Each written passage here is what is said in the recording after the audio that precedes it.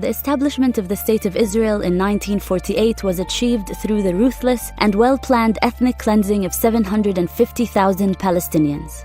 And this colonial logic of conquest, destruction, and expulsion has continued to the present day. Today, about a third of the Palestinian people live under a brutal military occupation in the West Bank, including East Jerusalem and Gaza. Israel has stolen land, built Jewish-only settlements, expelled Palestinians, and cornered others into ghettos surrounded by walls, military watchtowers, and checkpoints. 12% of the Palestinian people live inside Israel as third-class citizens. They are subjected to a system of racial discrimination and racist laws that amounts to apartheid, as defined by the United Nations. Half of the Palestinian people continue to live outside Palestine as refugees, denied their right to return to their homes. In 2014, Israel carried out one of its bloodiest ever massacres of Palestinians in the besieged Gaza Strip. More than 2,000 people were killed, a quarter of them children.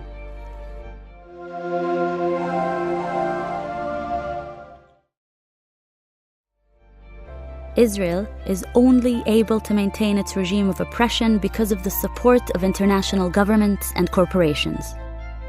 When those in power refuse to act to stop this injustice, we need a global citizens' response to stand alongside Palestinians in their struggle for freedom, justice, and equality. In 2005, Palestinian civil society came together to issue its call for boycott, divestment, and sanctions. The appeal calls for concerted nonviolent action to isolate Israel, as was done to apartheid South Africa. We are calling for boycott pressure on Israel until it complies with international law in the following ways: end its occupation and colonization of land seized in 1967, recognize the right of the Palestinian citizens of Israel to full equality, respect the right of Palestinian refugees to return to their homes. The BDS movement has empowered people across the world to take effective action against Israel. Trade unions, student groups, churches, academics, cultural figures, and social movements are joining together to make an impact.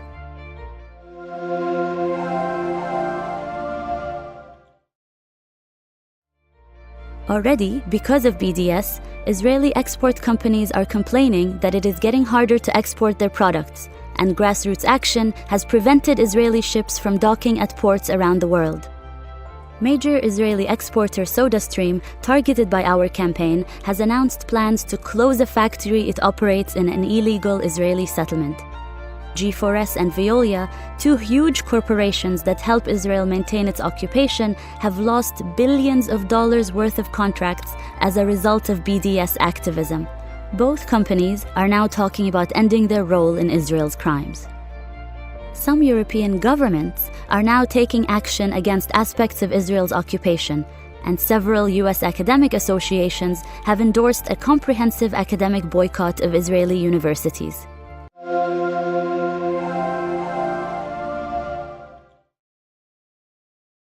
And many prominent musicians and artists support the cultural boycott of Israel, refusing to perform there.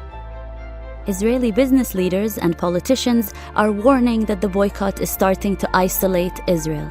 In fact, the government is so worried about the strategic threat that BDS poses to their regime of oppression that it's using its enormous resources to undermine the movement. There's a real fear within Israel that it is fast becoming the pariah state that South Africa once was. Get involved in the BDS movement today. Join or set up a campaign in your local area. Pressurize governments and companies to end their support for Israel's regime of injustice. With BDS, we can all make a real contribution to end international complicity in Israel's crimes against the Palestinian people. Thanks for watching.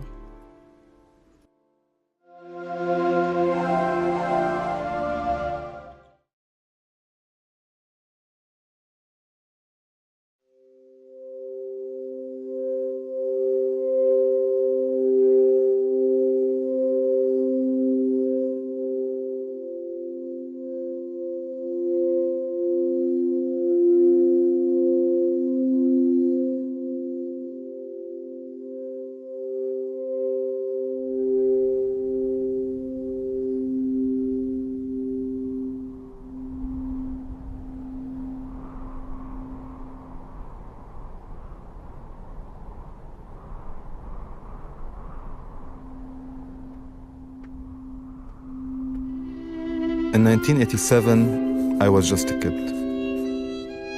6 years old, living with my family in a refugee camp in Syria. Most of the time, we didn't go outside to play. Boring life.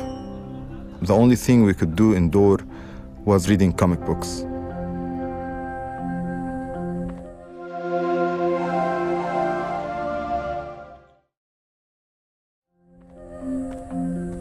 In the Syrian camp, I knew that I'm Palestinian.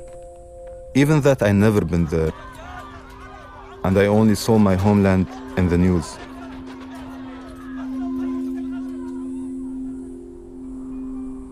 In the news also, I heard about the Palestinian Revolution, or what they called the Intifada.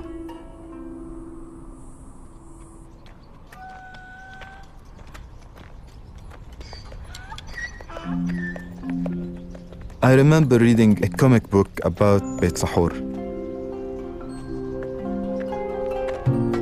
Crazy story. It was a story about 18 cows who were born in an Israeli kibbutz and brought to Beit Sahur, my town.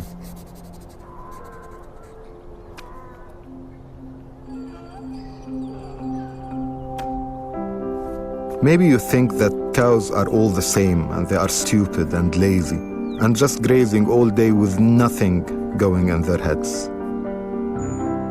Maybe you should think again.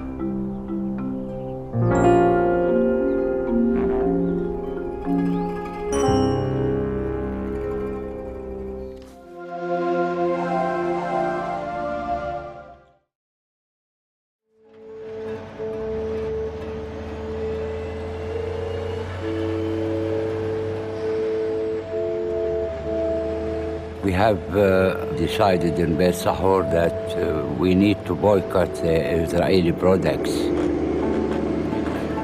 Israel, most of our milk comes from We don't have the culture of cows in Palestine. We have the culture of sheep and goats, but cows, it was the first time I met a cow was in that period.